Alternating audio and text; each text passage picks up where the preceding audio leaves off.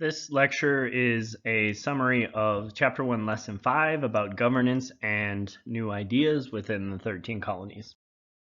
Okay, so to talk at the beginning, we're going to talk about England and what their thoughts were about the colonies. So the England believed in the imperial system, and the British imperial system basically lives under one principle, that the colonies their whole job is to make money for England, okay, to make money for their home country, for their mother country. And one of the most important things about imperial system is this economic theory, okay? And the economic theory is called mercantilism. Mercantilism is a theory that says in order to be wealthy, to be rich, your country has to get gold and silver. So they have to get gold and silver and continue to grow their amount of gold and silver. So how do you get gold and silver besides getting it out of the ground? Well, the way that it works is you need to sell more stuff to other countries than you buy from other countries. Okay, so you have to limit how much you're buying from other people and sell a whole lot to those other people. And in order to do this, you need to do a couple of different things. You needed to have all of your own raw materials. If you had to buy your own raw materials, if you had to buy wood to make lumber out of, if you had to buy wheat to make flour out of, all of a sudden you're sending gold and silver out of your country, which you didn't want to do. And then you also needed colonies, useful colonies where raw materials are available. Okay, so you really need to be able to get your own raw materials, and in order to do that, if you don't have them in your country, you need to go out and find colonies that do have the things that you need. Okay, now for the colonies, there are good parts and bad parts to this. The benefits are, number one, you always have a reliable market for your raw materials. So if you're out there cutting down wood, you've got this home country who's willing to buy that wood and needs to buy that wood from you. Okay. And the other thing is you also need stuff. You need manufactured goods, you need tools and things like that. And you have a supplier, which is your mother country, of those things that's really willing to sell those things to you. Okay, and so this exchange is happening between the colony and the mother country. However, there are also drawbacks because you all of a sudden now only have one person who will buy your raw materials. And when you only have that one country who will buy them, maybe you can make more money in another country, but you're not allowed to sell it to them. So that's kind of a bad thing. And then also, if you don't have something valuable, if you're not getting something that the mother country wants to buy from you, all of a sudden you don't have any gold and silver and you can't buy stuff from them anyways. And so you're kind of just stuck trying to survive any way possible. And King Charles II at this time, he decided in order to make sure that his country was making money off of the colonies, which this is a very good depiction of it, all of these colonies giving their stuff to the mother country, then he would create these acts called the Navigation Acts. And the way the Navigation Acts work is every single thing that was shipped had to be, or from the colonies to anywhere to England, had to be carried only on English ships. Okay, so even, the people couldn't even ship them over, couldn't even pay to have French people or their own people ship them over. And then there were also this list of goods that could only be traded to England and was not allowed to be traded anywhere else. And most of them were their most profitable products that we've talked about in the last slideshow, things like sugar, tobacco, cotton, wool, indigo, these products that really could earn them a lot of money, but instead they couldn't do it because they could only sell it to one country. And so this made the colonists very angry, and they started to smuggle goods. They started to get their own ships and illegally ship these goods to Europe, to the Caribbean, to Africa, so that they could make money off of it. Then King James II took over, and he took action to end the smuggling. And what he did is he came in and revoked many of the colonial charters over a group of time. So some of them had already been revoked and taken over by England, but in 1685, Massachusetts, New Hampshire, and Maine got kind of merged into this new royal province called the Dominion of New England. It was, governed by someone who was appointed by the king. And then the next year, Plymouth, Rhode Island, and Connecticut were added into the Dominion. And by 1688, New York and New Jersey had been added as well. So it was this big Dominion. And King James appointed this man, Sir Edmund Andros, to be the first governor general. And he was very, very unpopular because he started to enforce these navigation acts really, really rigidly. And he added a whole bunch of new taxes. And another thing that really frustrated them, we know their what New England liked and what was important in their values were to govern themselves, which now all of a sudden this outsider is coming in and governing them. And then their religion was another one.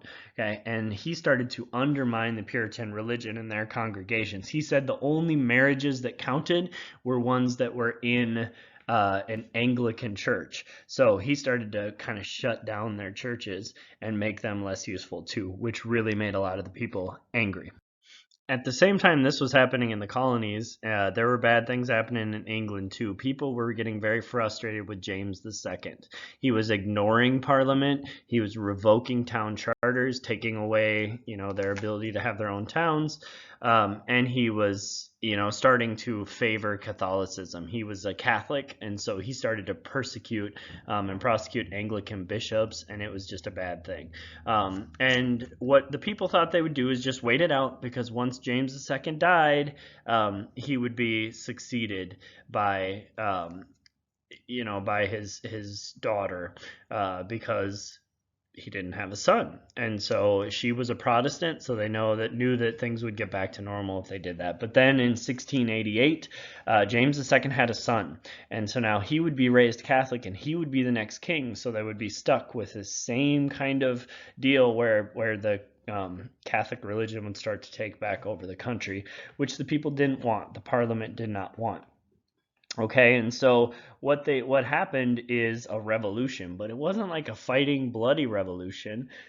It was the Parliament came together and decided they wanted James II out, and so they went to his Protestant daughter, Mary.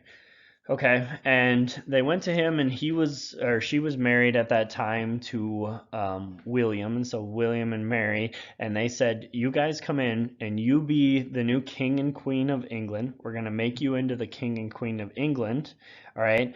And James will no longer have any power. The only thing we want you to do is agree that you will sign this English Bill of Rights. And so they did, of course. I mean, you get to be the king and queen of England, you're going to sign this Bill of Rights. Basically what it said, or what it did, is took a lot of the individual power away from the king or queen.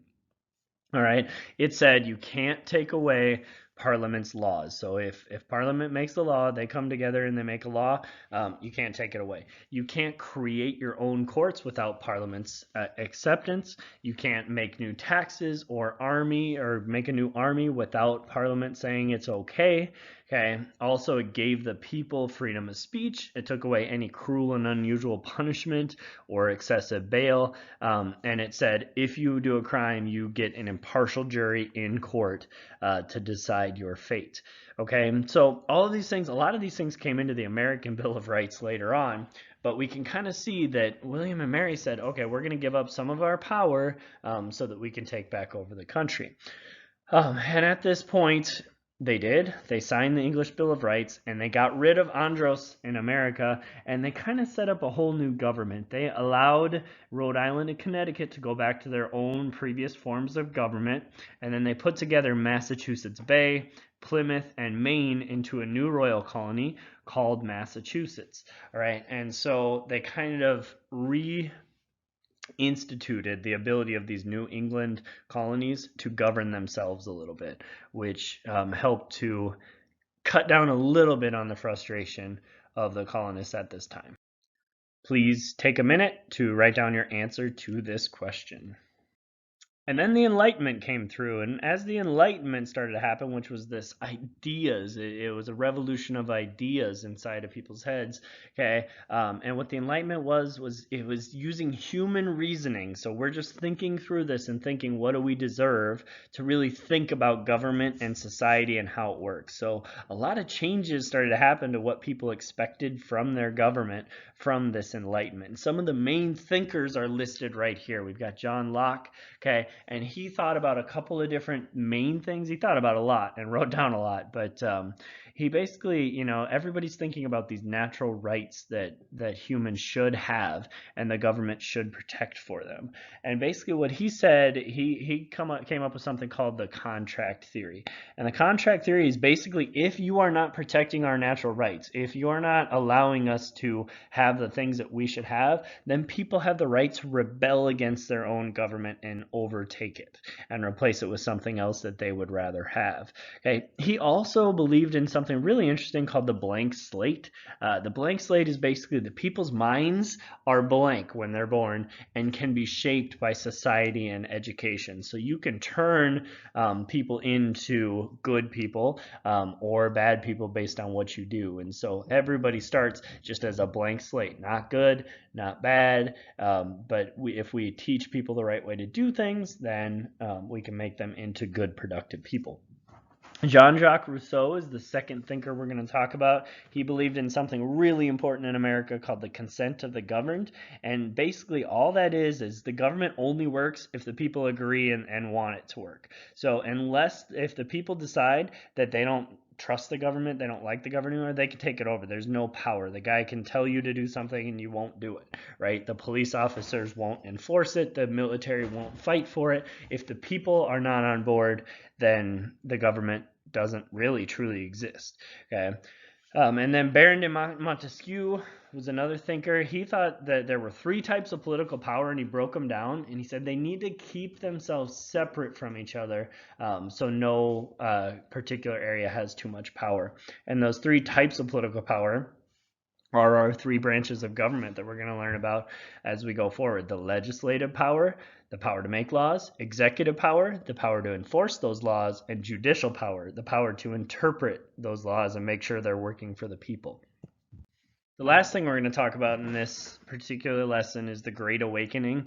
The Great Awakening happened and kind of had been influenced by a religious movement in Europe called Pietism, like your devoutness and emotional union with God, like making that stronger.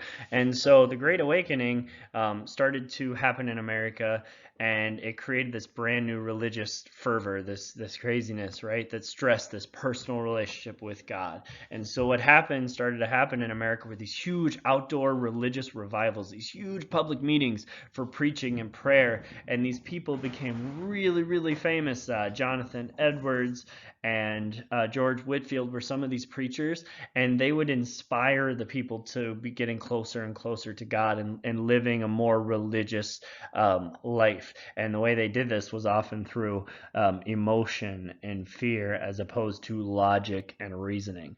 Okay, and so what ended up happening is these new style churches, which were getting people to feel things and want to have a more religious life, started to gain more and more people. And the old style churches, the traditional churches who had all of the power, started to lose it and lose these people. And so as these people are going over to a different type of church and having a different relationship with God, and the old people that were in power were starting to lose a hold of them. What ended up happening is this traditional authority, the power that these people have, started to kind of go away, and they didn't feel the same allegiance to these people as they did before. And so this loyalty to the traditional authority, to what was around before, kind of started to fade away. And so now we've got this idea of the Enlightenment, which they started to argue against how the British were ruling, and they didn't like that, and this isn't how it should be. And now this Great Awakening, where now you're not really connected, you're not really loyal to these people anymore, and they're doing you wrong. That starts to create an environment where people can start to get pretty frustrated and upset with the current people. Now, to finish off, please write down any questions that you still have about this information. If you don't have any, please write down 3 quote-unquote test questions that you might see on a quiz or a test from this material.